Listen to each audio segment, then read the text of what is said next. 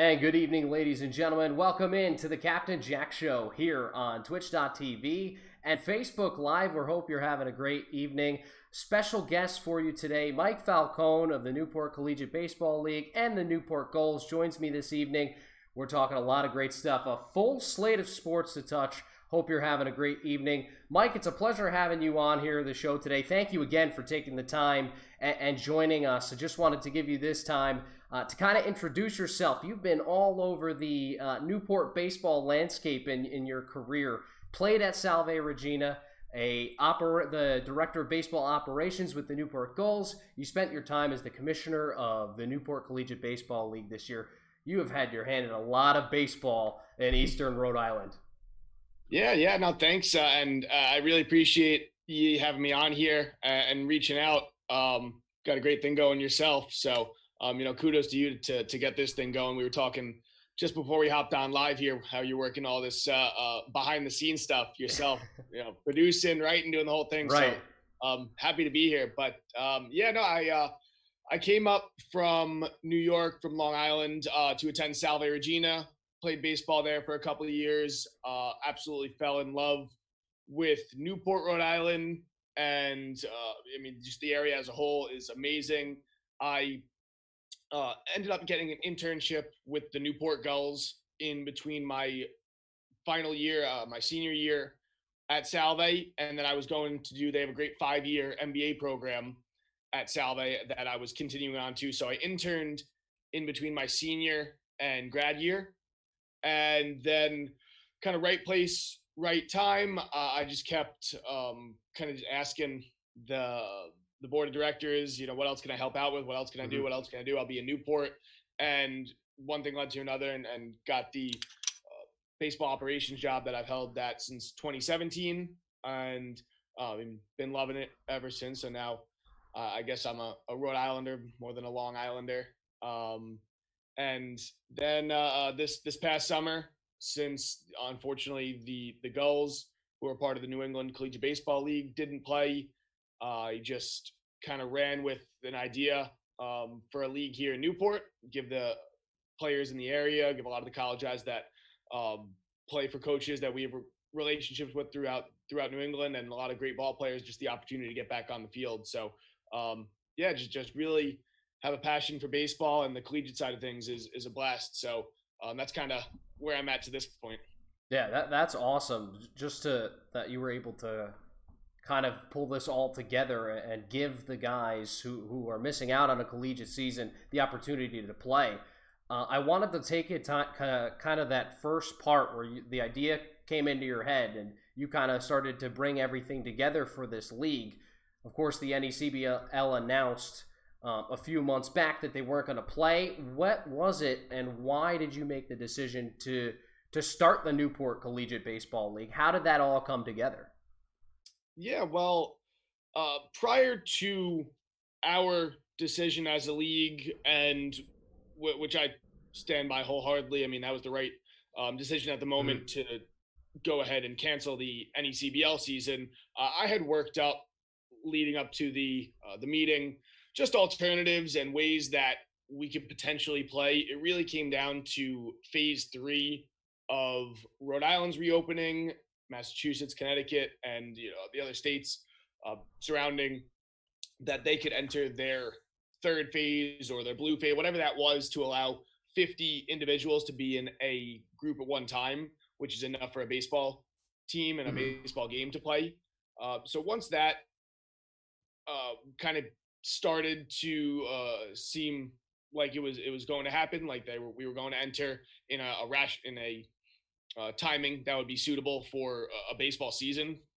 You only played 18 games, but just enough to have some sort of season to give us enough time, and that seemed to be right around the beginning of July. So once that seemed like a strong possibility, just kind of ran with that idea. And to take a step back, and my meeting preparation was seeing how many quality baseball players we have here in Rhode Island, Southern Massachusetts, the bordering of Connecticut. So, really within an hour and a half radius, there's a very, very strong talent pool. So I knew it could be a possibility once I saw just the amount of players that were in their area here.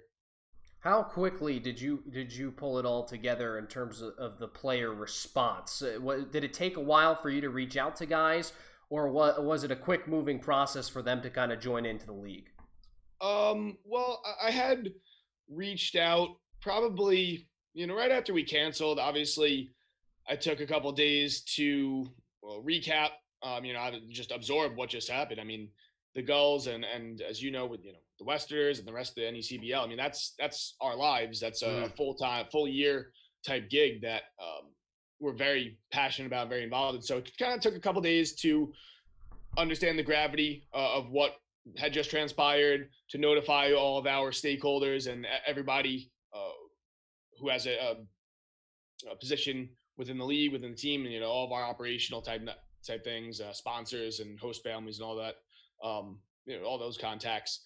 But after that, I just kind of put it out there to the coaches in the area, saying, "Listen, hey, I'm thinking about doing something like this. Would you allow players? Would you want your guys to play?" Sent out just a feeler, brief framework to what it would look like, and that was mid-May, end of May maybe. That email chain started to go out, and everything was positive. I mean, I got a lot of responses. Hey, yeah, if you're going to do something, let me know. If you're going to do something, let me know, from a lot of our local colleges and universities. So started, I would say, at that point. And then once I didn't get the go ahead to really kick this thing into action until like maybe the beginning of June, mid-June, even like maybe less than a month before we started the season. So it was really just all hands on deck, and trying to fill up those rosters and pack all the 22 to 25 roster spots out as soon as possible. And there was really no difficulty in doing so. Obviously, the getting pitching is always the hardest, and to get enough of it that we're not getting guys hurt. We're not just throwing guys into the ringer because they haven't thrown. They haven't been in game situation for quite some time at that point. So it was really important to get enough quality pitching. And then once that seemed like it was going to happen, I mean, we were ready to roll and ready to play some baseball. What did the day-to-day look like for you? Just getting everything ready for the different games that would go on at Cardines Field. What did you have to do on a day-to-day basis to make sure that the league ran smoothly? Well, the first goal and the first task that we needed to accomplish was the safety of all of our players, the process in which everybody would take to arrive at the ballpark every day, our cleaning process that we would take after, just making sure that the rules and the guidelines to which we were going to play the season in a safe manner in accordance to what phase 3, because that was the only way we were going to get approval to be able to use the field, to be able to have a baseball league being played under this COVID normalcy that we're experiencing. So that was task 1, and to make sure that we were checking off every box, doing everything that the state, the CDC, and the likes had set forth. So once we kind of put that framework together, that was a very much a day-to-day. First thing on your mind is always safety and keeping everybody in check there, making sure we're taking temperatures and recording everything and contact tracing.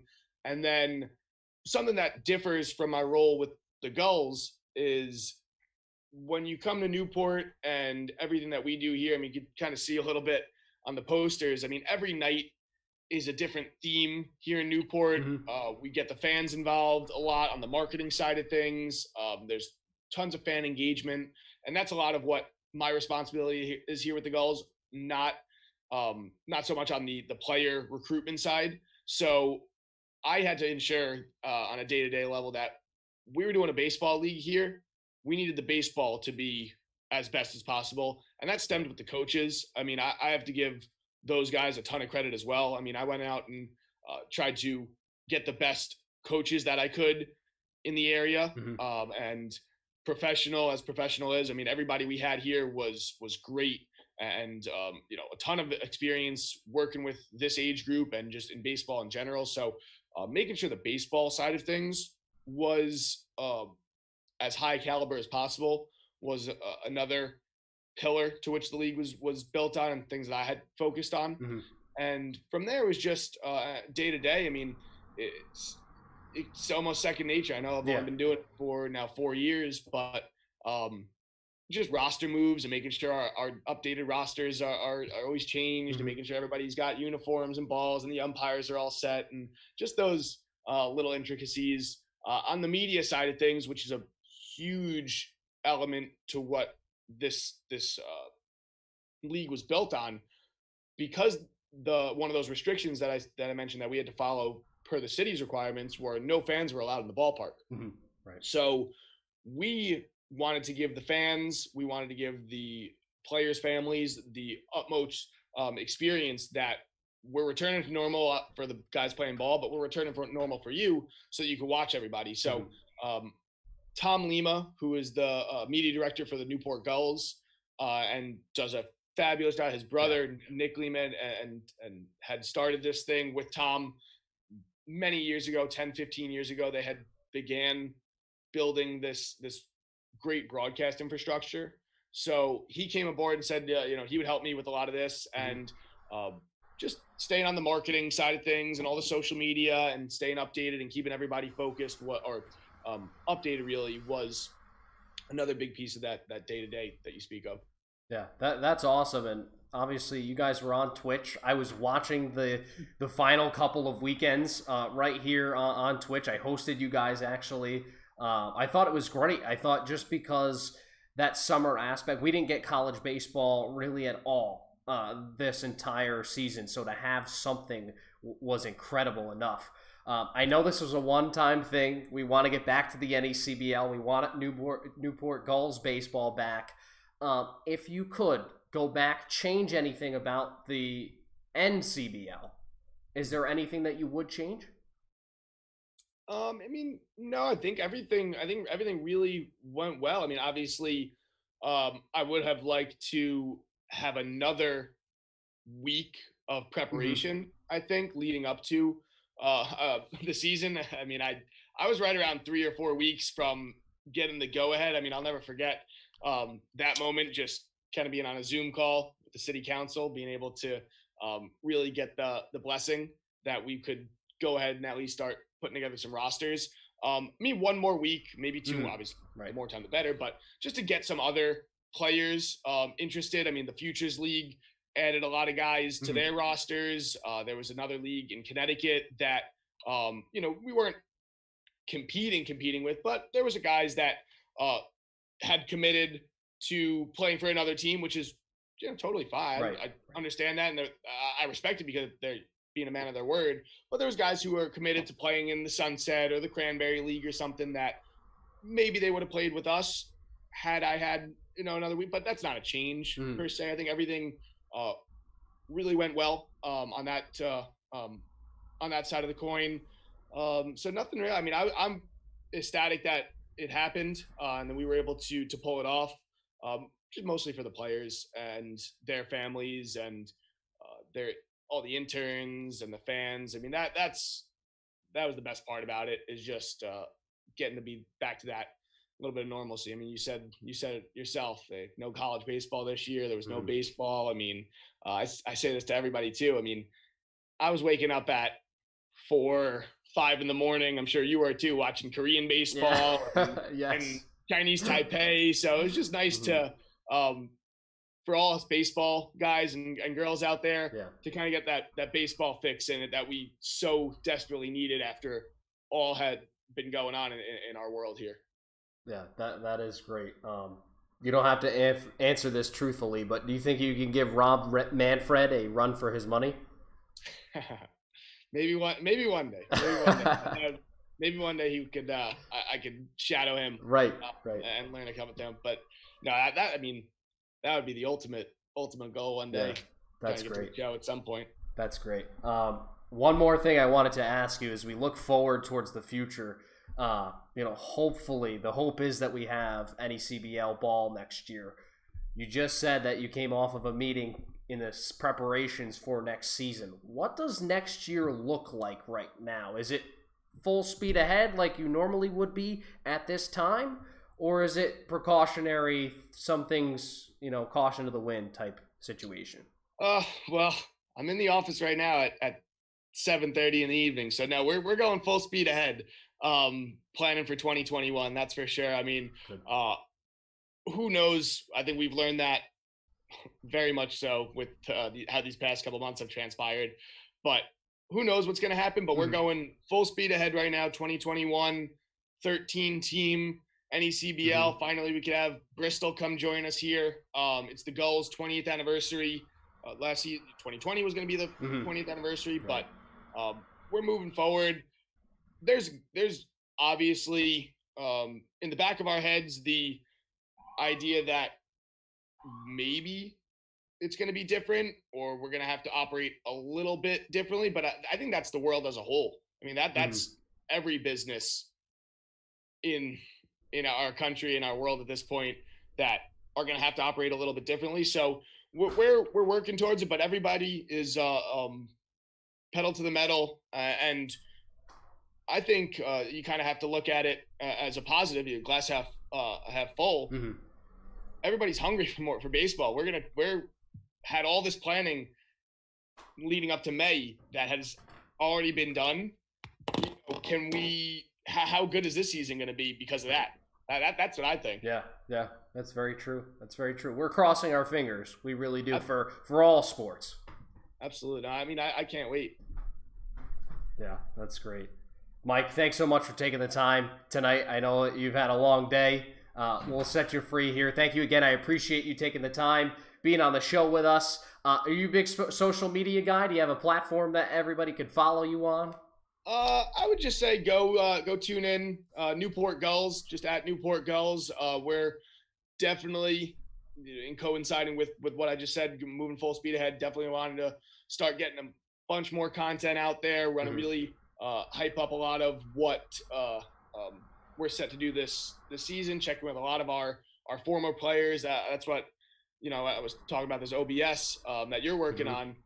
Starting to do some more interviews with a lot of our former players. I mean, we just put out a release the other day of all of our Gulls in the pros. I mean, there's 13 guys that are actively either on 60-man or playing in the major leagues, So there's a lot of interest, and not to mention all of our other alumni who are doing some really special things at the moment. So checking in with a lot of those guys and hopefully keeping everybody moving forward and in a good place as we continue to battle this virus. Yeah, that's awesome. Thank you again, Mike. Appreciate it as always. It was a pleasure speaking with you tonight. Hope you enjoy the rest of your evening, enjoy the week, and we'll hopefully see you for some 2021 NECBL baseball. Absolutely, yeah. Happy to hop on. Maybe we can touch base as we're getting ready for the season. We'll see where our timeline is moving forward. Awesome. That sounds great. Thanks again, Mike. Great. Thank you, Jai. Have a good one. You too.